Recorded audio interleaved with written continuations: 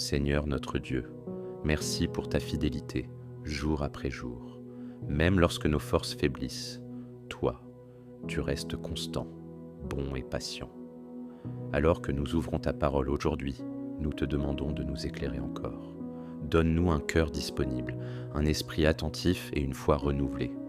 Que cette lecture ne soit pas seulement une habitude, mais une vraie rencontre avec toi.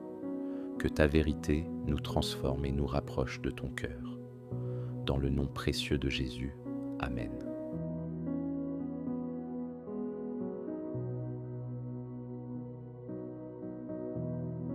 Deutéronome, chapitre 7. Lorsque l'Éternel, ton Dieu, t'aura fait entrer dans le pays dont tu vas prendre possession, et qu'il chassera devant toi beaucoup de nations, les Hétiens, les Girgasiens, les Amoréens, les Cananéens, les Phéréziens, les Héviens et les Jébusiens, 7 nations plus nombreuses et plus puissantes que toi. Lorsque l'Éternel, ton Dieu, te les aura livrées et que tu les auras battues, tu les dévoueras par interdit. Tu ne traiteras point d'alliance avec elles, et tu ne leur feras point grâce. Tu ne contracteras point de mariage avec ces peuples, tu ne donneras point tes filles à leurs fils, et tu ne prendras point leurs filles pour tes fils. Car ils détourneraient de moi tes fils, qui serviraient d'autres dieux, et la colère de l'Éternel s'enflammerait contre vous. Ils te détruiraient promptement. Voici, au contraire, comment vous agirez à leur égard. Vous renverserez leurs autels, vous briserez leurs statues, vous abattrez leurs idoles, et vous brûlerez au feu leurs images taillées. Car tu es un peuple saint pour l'Éternel, ton Dieu. L'Éternel, ton Dieu, t'a choisi, pour que tu fusses un peuple qui lui appartint entre tous les peuples qui sont sur la face de la terre. Ce n'est point parce que vous surpassez en nombre tous les peuples, que l'Éternel s'est attaché à vous et qu'il vous a choisi, car vous êtes le moindre de tous les peuples. Mais, parce que l'Éternel vous aime, parce qu'il a voulu tenir le serment qu'il avait fait à vos pères, l'Éternel vous a fait sortir par sa main puissante, vous a délivré de la maison de servitude, de la main de Pharaon, roi d'Égypte. Sache donc que c'est l'Éternel, ton Dieu, qui est Dieu. Ce Dieu fidèle garde son alliance et sa miséricorde jusqu'à la 1000e génération envers ceux qui l'aiment et qui observent ses commandements. Mais il use directement de représailles envers ceux qui le haïssent, et il les fait périr. Il ne diffère point envers celui qui le hait, il use directement de représailles. Ainsi, observe les commandements, les lois et les ordonnances que je te prescris aujourd'hui, et mets-les en pratique.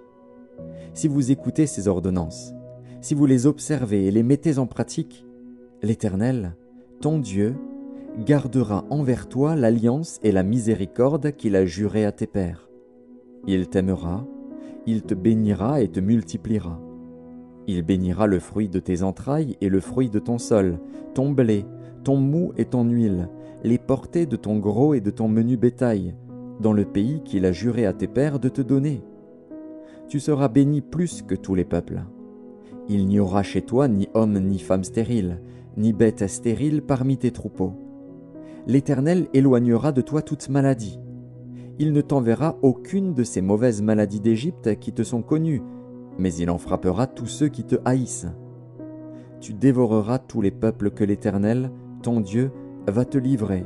Tu ne jetteras pas sur eux un regard de pitié, et tu ne serviras point leur Dieu, car ce serait un piège pour toi.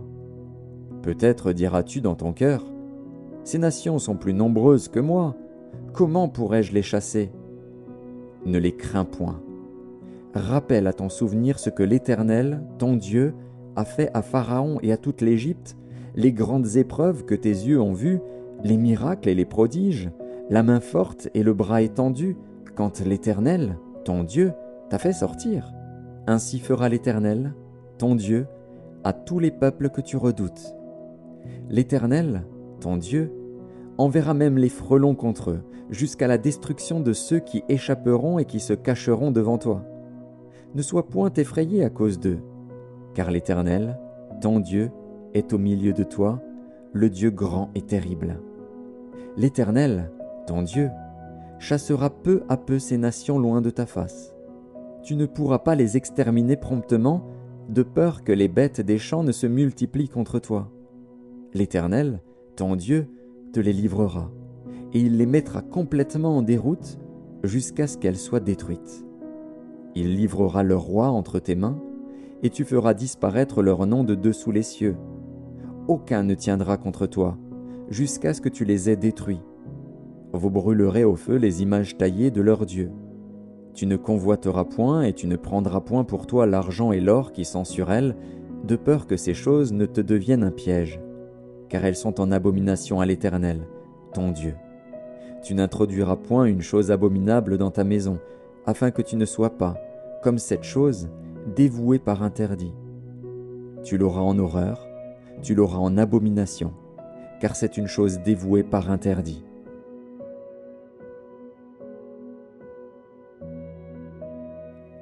Psaume 90. Prière de Moïse, homme de Dieu. Seigneur, tu as été pour nous un refuge, de génération en génération. Avant que les montagnes fussent nées, et que tu eusses créé la terre et le monde, d'éternité en éternité, tu es Dieu. Tu fais rentrer les hommes dans la poussière, et tu dis, Fils de l'homme, retournez. Car 1000 ans sont, à tes yeux, comme le jour d'hier, quand il n'est plus, et comme une veille de la nuit. Tu les emportes, semblables à un songe, qui, le matin, passe comme l'herbe. Elle fleurit le matin, et elle passe. On la coupe le soir, et elle sèche. Nous sommes consumés par ta colère, et ta fureur nous épouvante. Tu mets devant toi nos iniquités, et à la lumière de ta face nos fautes cachées. Tous nos jours disparaissent par ton courroux. Nous voyons nos années s'évanouir comme un son. Les jours de nos années s'élèvent à 70 ans, et, pour les plus robustes, à 80 ans. Et l'orgueil qu'ils en tirent n'est que peine et misère, car ils passent vite, et nous nous envolons. Qui prend garde à la force de ta colère, et à ton courroux, selon la crainte qui t'est due? Enseigne-nous à bien compter nos jours, afin que nous appliquions notre cœur à la sagesse. Reviens, Éternel, jusques à quand? Aie pitié de tes serviteurs. Rassasie-nous chaque matin de ta bonté, et nous serons toute notre vie dans la joie et l'allégresse. Réjouis-nous autant de jours que tu nous as humiliés, autant d'années que nous avons vu le malheur. Que ton œuvre se manifeste à tes serviteurs, et ta gloire sur leurs enfants. Que la grâce de l'Éternel, notre Dieu, soit sur nous. Affermis l'ouvrage de nos mains. Oui, affermis l'ouvrage de nos mains.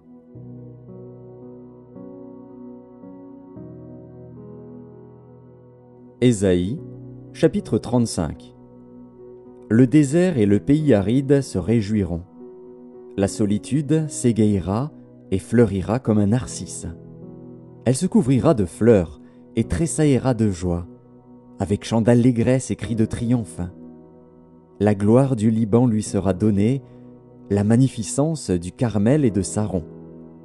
Ils verront la gloire de l'Éternel, la magnificence de notre Dieu. Fortifiez les mains languissantes et affermissez les genoux qui chancellent. Dites à ceux qui ont le cœur troublé, prenez courage, ne craignez point. Voici votre Dieu, la vengeance viendra, la rétribution de Dieu. Il viendra lui-même et vous sauvera. Alors s'ouvriront les yeux des aveugles, s'ouvriront les oreilles des sourds. Alors le boiteux sautera comme un cerf, et la langue du muet éclatera de joie. Car des eaux jailliront dans le désert, et des ruisseaux dans la solitude. Le mirage se changera en étang, et la terre desséchée en source d'eau. Dans le repaire qui servait de gîte au chacal, croîtront des roseaux et des joncs. Il y aura là un chemin frayé, une route, qu'on appellera la voie sainte. Nul impur n'y passera.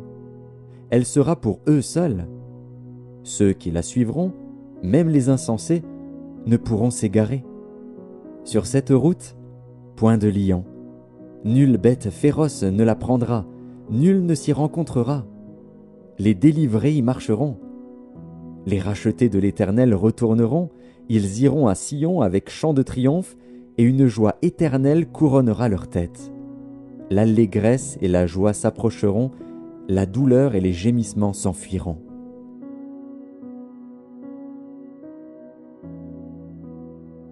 Apocalypse de Jean, chapitre 5. Puis je vis dans la main droite de celui qui était assis sur le trône un livre écrit en dedans et en dehors, scellé de 7 sceaux. Et je vis un ange puissant qui criait d'une voix forte : « Qui est digne d'ouvrir le livre et d'en rompre les sceaux ?» Et personne dans le ciel, ni sur la terre, ni sous la terre, ne put ouvrir le livre ni le regarder.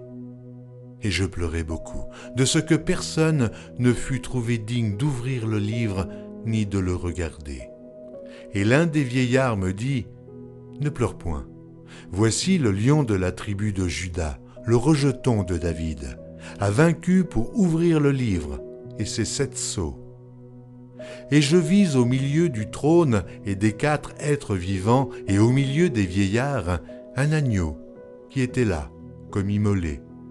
Il avait 7 cornes et 7 yeux, qui sont les 7 esprits de Dieu envoyés par toute la terre. Il vint et il prit le livre de la main droite de celui qui était assis sur le trône. Quand il eut pris le livre, les 4 êtres vivants et les 24 vieillards se prosternèrent devant l'agneau, tenant chacun une harpe et des coupes d'or remplies de parfums, qui sont les prières des saints. Et ils chantaient un cantique nouveau en disant : « Tu es digne de prendre le livre et d'en ouvrir les sceaux, car tu as été immolé et tu as racheté pour Dieu par ton sang des hommes de toute tribu, de toute langue, de tout peuple et de toute nation. Tu as fait d'eux un royaume et des sacrificateurs pour notre Dieu, et ils régneront sur la terre. » Je regardai, et j'entendis la voix de beaucoup d'anges autour du trône, et des êtres vivants et des vieillards, et leur nombre était des myriades de myriades et des milliers de milliers.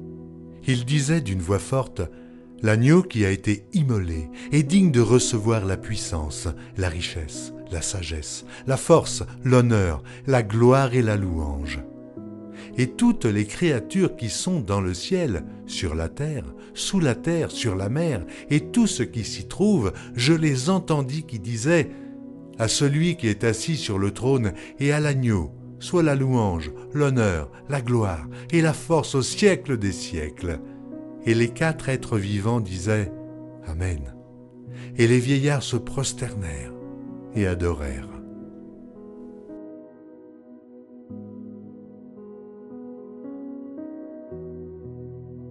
Dieu Tout-Puissant, nous avons lu aujourd'hui ta parole et nos cœurs en sont nourris. Dans Deutéronome 7, tu nous rappelles que nous sommes un peuple choisi, non à cause de notre grandeur, mais parce que tu nous as aimés. Tu es fidèle à ton alliance, tu gardes tes promesses. Seigneur, garde-nous humbles, reconnaissants et déterminés à marcher dans tes voies. Délivre-nous des compromis avec le mal et aide-nous à rejeter tout ce qui te déplaît. Psaume 90 nous replace dans la réalité du temps. Tu es notre refuge de génération en génération. 1000 ans sont comme un jour devant toi. Apprends-nous à compter nos jours, à vivre avec sagesse, à investir dans l'éternel et non dans l'éphémère. Répands sur nous ta grâce chaque matin et affermis l'œuvre de nos mains. Ésaïe 35 nous a donné une vision d'espérance. Le désert fleurira, les faibles seront fortifiés, les aveugles verront et les muets chanteront. Quelle promesse! Tu es le Dieu qui restaure. Même dans nos saisons arides, tu fais jaillir la vie. Mets en nous ta joie et rends-nous attentifs à ton œuvre de renouvellement, ici et maintenant. Et dans Apocalypse 5, nous avons vu l'agneau debout, comme immolé, digne d'ouvrir le livre. À lui soit la louange, l'honneur, la gloire et la puissance. Jésus, toi seul as été trouvé digne. Tu as racheté un peuple de toute nation pour Dieu. Apprends-nous à nous émerveiller devant toi, à vivre pour toi, à chanter ton nom avec tout notre cœur. Que cette journée soient marqués par la fidélité, la joie, l'espérance et l'adoration. Fortifie notre foi, renouvelle notre esprit et fais de nous des témoins vivants de ton amour, dans le nom précieux de Jésus. Amen.